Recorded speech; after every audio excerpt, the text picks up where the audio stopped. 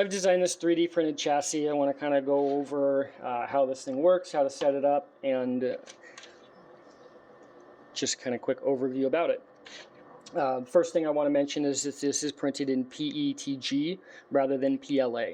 PETG is a more flexible material, but it does have better properties for heat resistance and impact resistance compared to the PLA. It is definitely more flexible. Once you have it onto a chassis, it's significantly more rigid. The advantages to the PETG over the PLA, PETG has higher temperature resistance. So this is something that you could actually leave in a car and not have the thing melt on you like you would with a PLA frame. PLA frame, you put it out in the hot sun and the thing can distort and have a lot of issues that direction.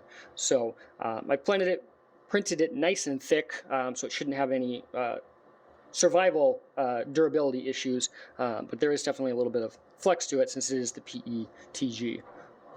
The way that I've set this up on the skid plate down here, there's 3 sets of holes here, even though there's only 2 sets on your skid plate. The reason for that is it's actually a dual purpose skid plate there. You can put it in the forward position and you'll get 59 millimeter links for the front and 69 millimeter links for the rear. That will give you a nice forward weight bias up towards the front. If you're having too much front weight bias and wanted to move some towards the back, you could put them into the second set of holes here. Instead of running 50 millimeters in the front and the 69s in the rear, I suggest running the 58.5s front and rear, and that kind of gives you close to the same wheelbase but moves your weight backwards slightly. And so one of the things I've found here, since I've had to print this thing real thick here to give me some good strength on it, that means that the stock bolt that come with this here are not necessarily going to reach if you want to put the slider on and then stick the bolt hole through. They're a little bit short at that point to be able to make it fit. So what I've done differently here is bolt them directly onto here, and then using this rear hole right here, or the forward rear hole, those 2 rear holes, the forward of the rear holes, putting a screw into that, which I provide in the kit, and putting it into this frame hole right here.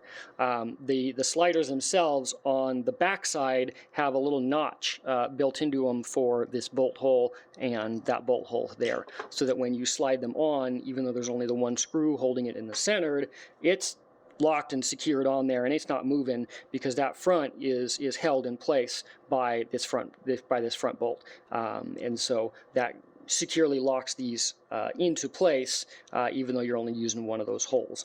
Now, these sliders originally came with this Toyota body, which was designed for the SCX24. So I have put those extra notches on the back here to go around these bolt holes here. That way you can, like I said, bolt it on nice and tight, even though you're only using that 1 bolt hole directly in the center there. And so on the frame here, you've got a handful of set of holes for the upper links.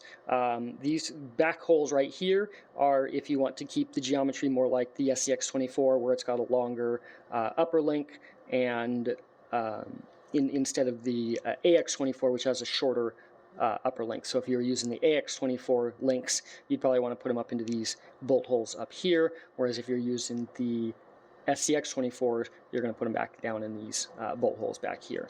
The rear suspension I find to work real well right here, just barely misses the motor right here if you're using a stock style motor, and then that kind of matches the geometry of the AX24 here. So that one right there is the stock AX24 rear link, and this one right here is the stock AX24 front link. I have built my own custom links here. I'm running about a 40 millimeter up top in the front. Gives me a good amount of caster going back here. If you don't like a lot of caster in there, I'd probably suggest like a 42-ish millimeter upper link up in the top there, or like I said, using some of these front holes up here, like the Ax24 uses. So this is just a quick overview, how it works. Like I said, a little bit of flexibility there, that's for sure, but it is super strong. This thing, I've tumbled this thing off of like an 8-foot cliff, and it's held up just fine. Like I said, a little bit of flexibility, but it works great.